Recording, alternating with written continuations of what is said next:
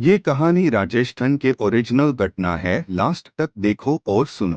गर्मियों की रात थी। चार दोस्त अमन, विवेक, पूजा और रजत जयपुर से अलवर की ओर कार से जा रहे थे। रास्ते में उन्होंने भानगढ़ किले का बोर्ड देखा। अरे, ये तो वही जगह है जहाँ रात को कोई जाने की हिम्मत नहीं करता, विवेक ने उत्साहित होकर कहा। अमन हंसते हुए बोला, अरे ये सब अफवाह है, क्यों न चलकर देख ही लें। रजत और पूजा पहले झिझके, लेकिन दोस्तों की जिद के आगे मान गए।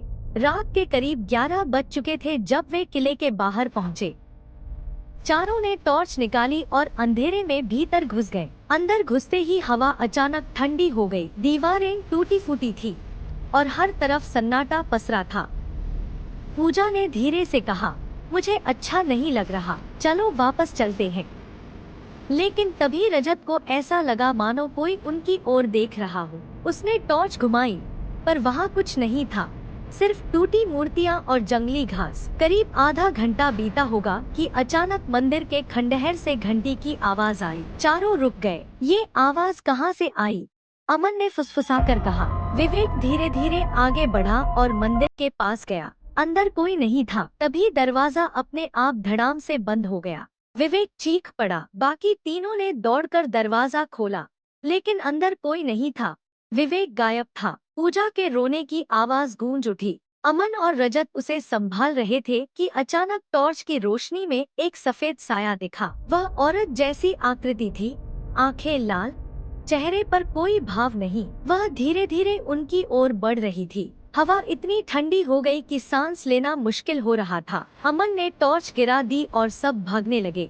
रास्ता काले धुंध से भर गया था। ऐसा लग रहा था मानो किला उन्हें बाहर निकलने ही नहीं दे रहा। हर मोड़ पर वही सफेद साया दिखाई देता। पूजा बेहोश हो गई। अमन और रजत उसे घसीटते हुए किसी तरह बाहर की ओर भागे। गेट के पास पहुँचे तो देखा कि विवेक बाहर खड़ा है, लेकिन उसकी आंखें बिल्कुल खाली थी, जैसे उसमें कोई आत्मा ही नहीं हो। रजत को अचानक याद आया, पास ही मेहंदीपुर बालाजी मंदिर है जहाँ भूत प्रेत उतरवाए जाते हैं।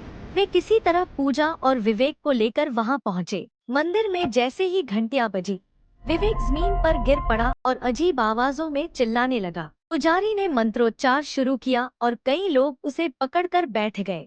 धीरे धीरे उसकी आंखें सामान्य हुई। सुबह होने तक सब सामान्य लगने लगा। पर जब अमन ने विवेक से पूछा, तुम्हारे साथ किले में क्या हुआ था? विवेक ने कांपते हुए कहा, मैं अंदर अकेला नहीं था, वो औरत मेरे बिल्कुल पास थी। उसने मेरे कान में कहा था, अब तुम कभी भानगढ़ से नहीं निकल पाओगे।